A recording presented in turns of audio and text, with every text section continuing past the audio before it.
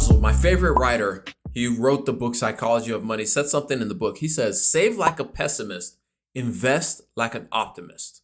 Save like a pessimist, but invest like an optimist. And here's generally what he means. He's saying in the short term, anything can happen. Life is not so fair that things just generally go well for us. Things generally just come out of nowhere and surprise us. For example, we just went through the COVID pandemic. Absolutely nobody saw that coming. We just saw Russia invade Ukraine. Nobody saw that coming. In the short term, anything can happen. But in the long term, things generally go well. So in the short term, the idea is for you to save for the downside, protect your downside, because you don't know. Maybe one day you wake up and you see like, yo, I work for a good company, but now they're laying off everybody because all of a sudden the economic position completely switched off. I mean, we see businesses like Microsoft, Amazon, all these businesses that we all aspire to maybe work for. All of a sudden they're doing mass layoffs, something for some of them have never had to do before. So in the short term, anything can happen, but generally, in the long term, things get better. Things get better. And that idea was something I've been mulling over and thinking about a lot recently because I've been talking with some people and something about the discussions that I've had with them just left me uneasy. It just left me like, something doesn't sit right here. Because in my purview, I believe in this slogan. And I put it together after reading a blog that Morgan Housel put out. I put it together. I was like, you know what? That makes sense. Because I believe in the short term, we need to be pessimistic. But in the long term, we need to be optimistic. In the short term, we need to be pessimistic. But in the long term, we need to be optimistic. Here's what I mean by that. So in college, there's a class that we all have to take. If you're a mechanical engineer, you know exactly what this class is, thermodynamics. It's kind of like the weed out class in the college that I went to, UAB. It kind of separated the wheat from the chaff, and it kind of showed like who could actually make it through mechanical engineering. I remember when I started that class, there was like 100 or so of us. By the end of the class, there was only like 20 or 30 people left at the end of that class because so many people dropped out of it because they were like, we can't do this. I got to go do something else. The first time I took thermodynamics, yes, I took the class twice. Not that I took Thermo 1 and Thermo 2. I took Thermo 1 twice. The first time I took Thermo 1, I didn't do so well in that class. I either got a C or a D in the class. I thought things were going well in the class. I was very optimistic about what my final grade was going to be. It did not work out that well. Well, guess what? The second time I took thermodynamics, I was scared out my you know what. I was scared in that class. I was like, yo, am I going to fail this thing again? Will I be able to do this class? Will I be able to succeed at this thing? I thought I was doing everything I needed to do for it. You know, I thought, yo, like the first exam came through and it was like, holy crap, this is about to be something hard. But I was like, you know what? It'll work out. That's what I kept on telling myself. After the first exam, I was like, it'll work out. I'll figure it out. It'll be fine. That's what I kept on telling myself. And then at the end of the semester, it was not fine. It was not fine at all. Which put my whole academic career, my whole world career, because when you're in college, you feel like everything is the end of the world. If I don't pass this class, the world is coming to an end and all this stuff. But it put everything in jeopardy for me, in my mind at least. So when I took it the second time, I was very pessimistic. But here's what happened. Because I was so afraid, and because I thought, yo, I'm not going to pass this class, it drove me to work that much harder in that class. It drove me to put in that much more extra effort in that class. I mean, I think I did almost every single practice problem in the book in the textbook, to ensure that I understood the concepts we were learning in class. I remember I would spend Saturday mornings going to the BEC, which is the Business and Engineering Complex that we had at UAB. I would go there just so I could work on problems to make sure I understood the concepts. These were not like prescribed homework problems. This was stuff that I was doing on my own to ensure that I understood the concepts that were being taught in class. My pessimism, my fear of failure drove me to that extreme. And that propelled the optimistic future that I wanted to see, which was me then making an A in the class, which was me then succeeding and understanding the principles that we were being taught in thermodynamics, which of course propelled me to be able to do well overall in school. But it was the pessimistic view that I had that, look, if I don't do what I need to do, I'm gonna fail. Not things will just work out. Remember, when I took the class the first time, my idea was things will just work out. Yes, this first exam didn't go the way I planned it, but you know what? Things will just work out. They had always worked out. So things will just work out. But the second time I took that class is things more than likely will not work out, was my mindset. If I don't do what I need to do, things more than likely will not work out. So my pessimistic view forced me to work at it, to be on my ones and two and try to understand what it is that we were being taught, which led to the optimistic future that I wanted, which is why I have the slogan, which is why when I say some things, people kind of get rubbed the wrong way because they're like, oh my God, you're so pessimistic. You're so negative. You're so this. And I'm like, no, I just face reality for what it is. I call reality by what it is. And I think for most of us, we ignore reality. For most of us, we are so trying to be so positive that we ignore the reality of the situations that we are in. But the problem is when we keep on telling ourselves it's just going to work out, it's just going to work out, what it is we let ourselves off. We let ourselves go free. We let ourselves take our hands off of the plow to stop working because we're like, you know what? It'll work out eventually. But that hardly ever happens. Look, things don't just work out because they magically work out. They work out because people put time and effort into it working out. I mean, think of us driving safer cars today. It's because people in the past became pessimistic about people ever being safe on the roadways.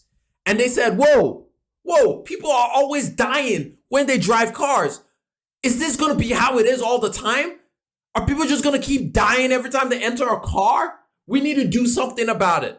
They got pessimistic. They put safety protocols in place because they got pessimistic. Because they faced reality.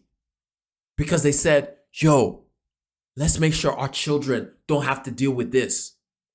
So they faced reality. They looked at the situation for what it is.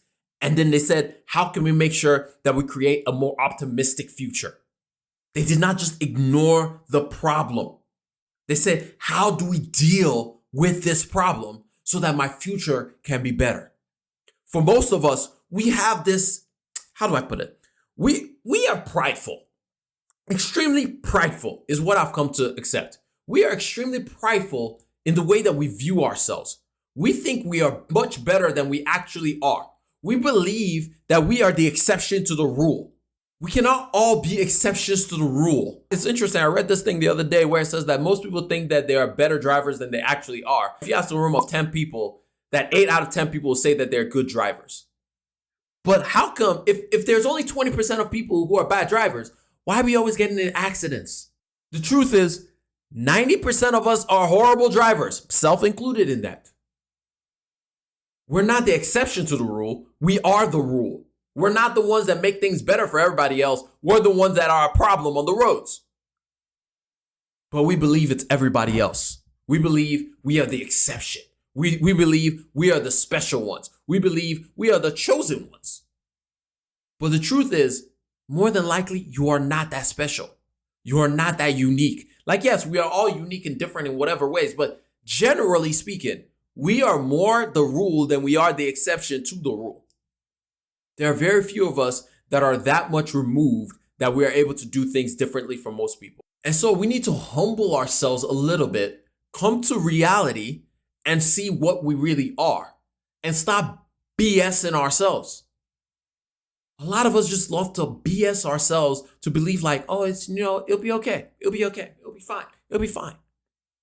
That's why we stay in debt. That's why we never save. That's why we don't take the steps that we need to do. Why? Because we just believe like, it'll be fine.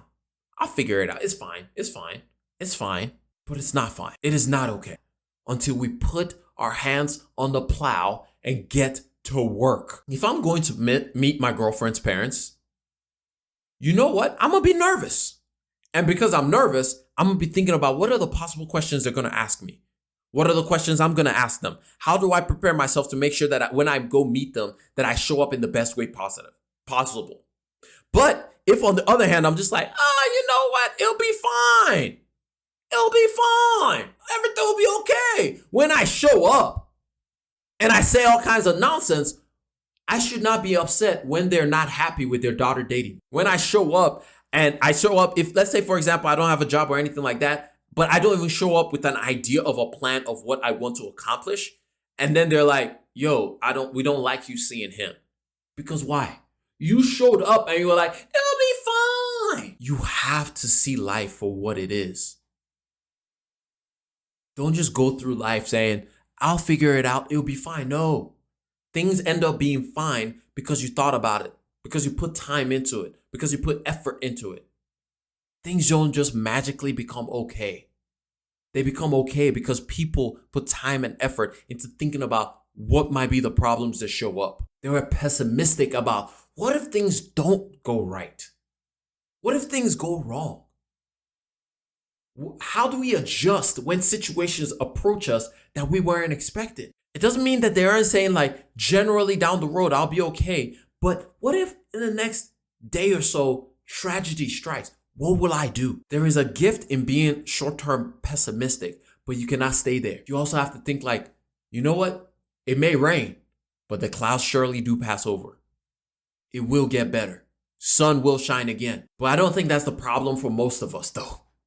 I think we get that message from so many different sources. Problem is, we don't face reality for most of us. We don't face reality. We don't call it for what it is. My mom always likes to say, call a spade a spade. A spade is not a three of clubs. It's not a heart, which is what we do most of the time, is we take the black spade of reality and we pull up a heart next to it and we say it's fine. We say it's fine. We don't see the spade for what it is because we're coloring over it with rose-tinted glasses, believing like things are okay. And we never face the spade that is right there in front of us, the problem that is right there. I'm just sharing this so we can enter into this year, this 2023. We're already 1 month down in 2023. We have 11 and a half months to go, 10 and a half months to go left in this year. Let's face the reality of the situations that we are in and then work towards bringing about the optimistic futures that we want. We don't just wallow in the reality we're in. We look at it, we size it up, and then we start working towards making that become the optimistic future that we want.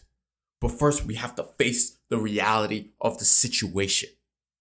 If you are in debt, write down the debts that you have. Come to terms with it, then start working towards you not being in debt, towards your financial future, your financial freedom of being out of this situation that you do not like. But first, you must face the reality of the situation. Until you do that, you will be stuck because you keep looking at it and saying, is it really that bad? I don't think it's that bad. I think I'll be okay. I mean, it'll be okay. I mean, this debt, it's not that bad. We can keep on moving forward. So face the reality. Be a short-term pessimist, but a long-term optimist. Start off with the reality of what it is that you're facing, but then work towards creating the reality of what you want your future to look like. You need both. This is a hard idea of being both pessimistic and optimistic at the same time, but it's important for us to find a way to balance that idea. Because if we don't, we either live a life where we're stuck in pessimism, where we'll never be able to accomplish anything, or we live a life where we are just these false optimists, where we just believe things will just get better, and we never actually see things get better, which ends us bringing us to a place of bottomless pessimism. Brings us to a place of bottomless pessimism because life never changed to where we wanted it to be or changed to what we wanted it to be. So my friends, In the short term, be pessimistic so you can plan things and you look at reality for what it is. But in the long term, the rain and the clouds definitely do pass and the sun definitely shines again. Create that future for yourself. Create it for yourself by working towards it. But anyway, that's all I got for y'all. I hope y'all learned one, maybe two things out of this entire thing. And if you did, share this podcast with one person that you love, one person that you hate, and one person you're just kind of like, about. And by that time, you'd have shared it with every single person that you know. Well, it's been your boy Kelechi. I'm going to catch you up on the next one. Remember, generosity is always greater than greed. God bless each and every single one of y'all. And I'm out. Peace. Whoosh.